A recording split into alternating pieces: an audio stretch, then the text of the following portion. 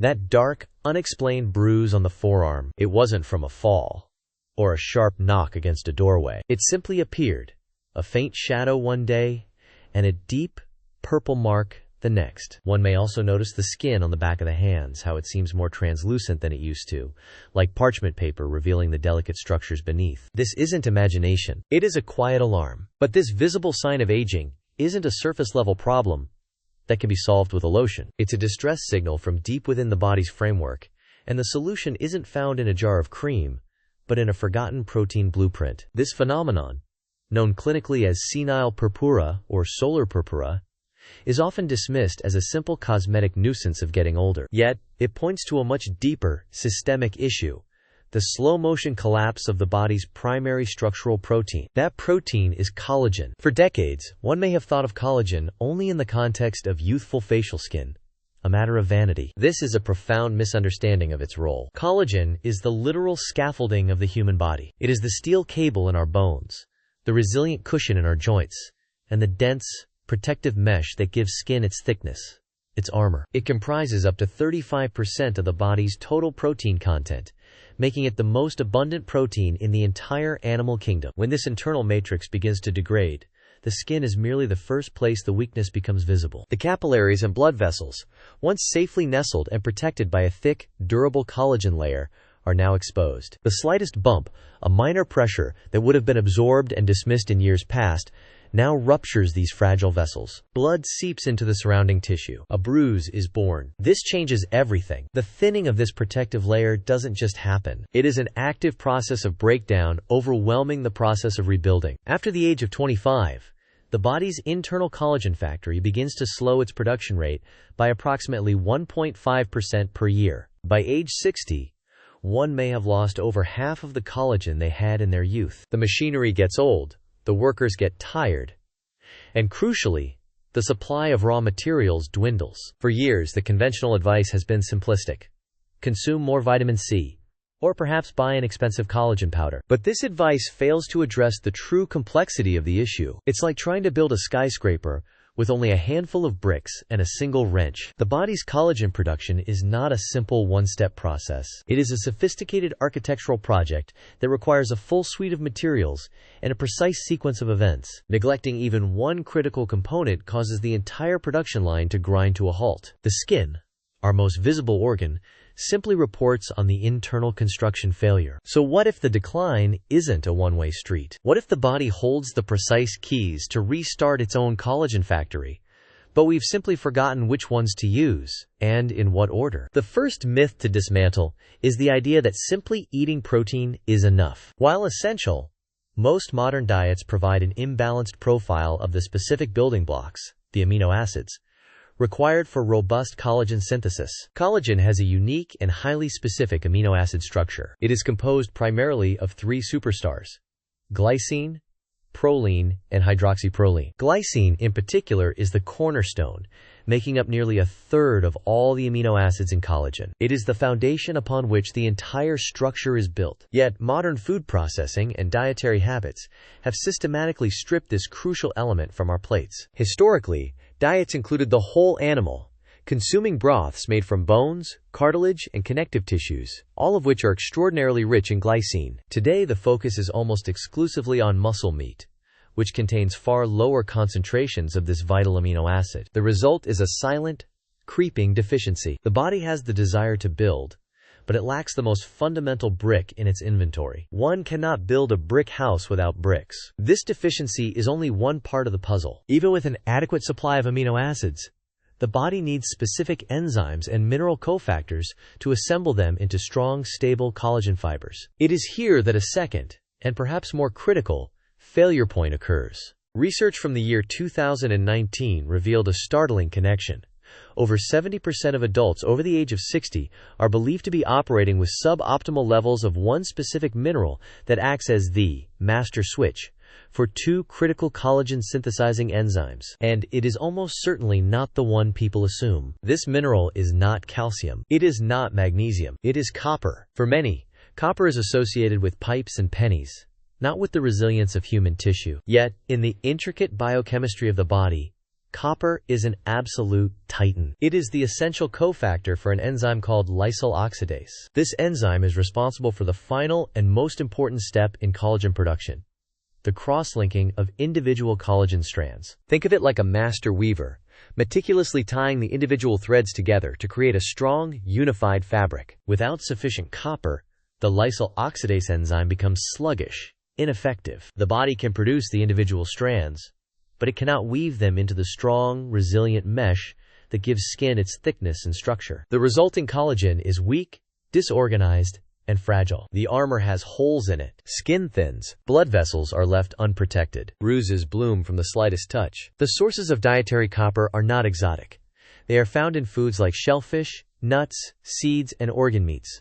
But again, these are foods that have largely faded from the modern Western diet. The consequences are written on the skin for all to see. This combination of a glycine deficiency and a copper insufficiency creates a perfect storm for collagen collapse. The body lacks both the primary building material and the master craftsman required for the job. But there is a third, insidious factor at play, one that doesn't just halt new construction, but actively demolishes the structures that already exist. But even with the right raw materials and the master switch flipped on, the entire system can be sabotaged by a single, common dietary habit, a silent saboteur that actively dismantles the very armor one is trying to build. This saboteur is not fat. It is not salt. It is sugar. The process is known as glycation, and it is one of the most destructive forces for long-term health and vitality. When excess sugar molecules circulate in the bloodstream, they behave like sticky, molecular vandals. They randomly attach themselves to proteins throughout the body, including the delicate and precise collagen fibers that form our structural foundation. This bonding process creates something called advanced glycation end products,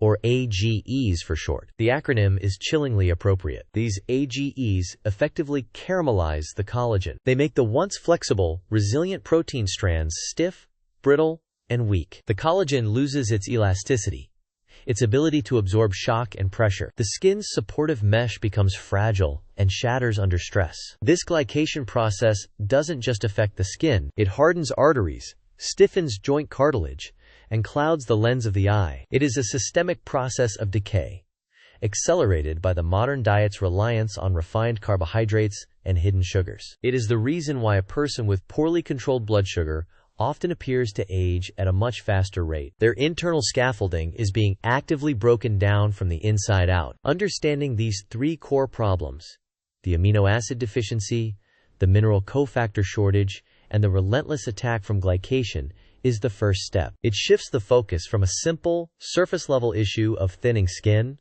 to a much more profound, systemic challenge of rebuilding the body's entire framework. The solution, therefore, cannot be a single pill or cream. It must be a holistic strategy, a true blueprint for reconstruction. This protein blueprint is not about a radical diet or an impossible exercise regimen. It is about systematically reintroducing the specific, forgotten nutrients and habits that allow the body to do what it is designed to do: heal and rebuild itself. The entire process begins with one foundational principle, the very first pillar of the blueprint. It is a technique designed to counteract years of silent deficiency and provide the collagen factory with an overwhelming abundance of its most critical raw material. The first step is what researchers call the glycine flood. It involves saturating the body with this foundational amino acid, but the source and the timing are absolutely critical. Getting it wrong can render the entire effort useless. The specific food sources that provide this flood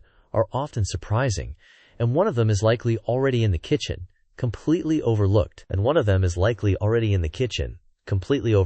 We are talking about simple, unflavored gelatin, not the brightly colored, sugar-laden dessert, but its pure, unadulterated ancestor. Gelatin is, quite literally, cooked collagen. It is a direct and potent source of the exact amino acids the body is crying out for, particularly glycine. A single tablespoon can provide a powerful dose, a direct deposit into the body's depleted accounts. So the first step seems simple, right? Flood the system with gelatin or collagen peptides. But here is the paradox. Here is the hidden tripwire that causes this entire strategy to fail for millions. What if I told you that for many, pouring all this premium fuel into the engine can actually make the problem worse? How is this possible? How can providing the very building blocks of life lead to more breakdown? This is the rehook, the critical piece of the puzzle that almost no one is talking about. Because before the body can enter a state of reconstruction, it must first exit a state of emergency. Imagine your body is a house. You've ordered the finest bricks,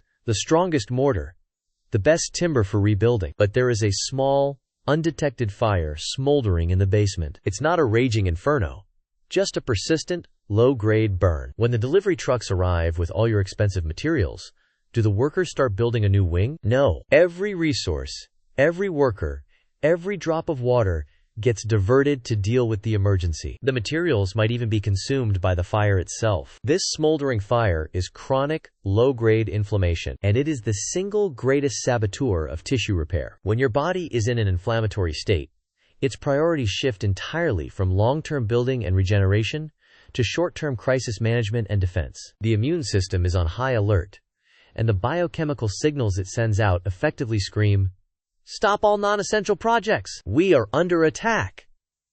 Collagen synthesis is considered a non-essential, peacetime project. It is a luxury the body cannot afford when it believes it's fighting for survival. So when you introduce that glycine flood, an inflamed body doesn't see raw materials for beautiful skin and strong arteries. It sees resources to be used in the inflammatory process itself, potentially even fueling the fire. This is why some people report feeling worse, or seeing no results at all, when they start taking collagen. They are trying to build on a foundation that is actively smoldering. The protein blueprint, therefore, does not begin with adding something in. It begins with putting out the fire. But where is this fire coming from? For the vast majority of people, the primary source of this systemic, low-grade inflammation originates in one specific place: the gut. The lining of our intestines is a remarkable structure. It is designed to be a highly selective barrier, only one cell thick, but as robust as a fortress wall. It allows meticulously digested nutrients to pass through into the bloodstream, while keeping undigested food particles,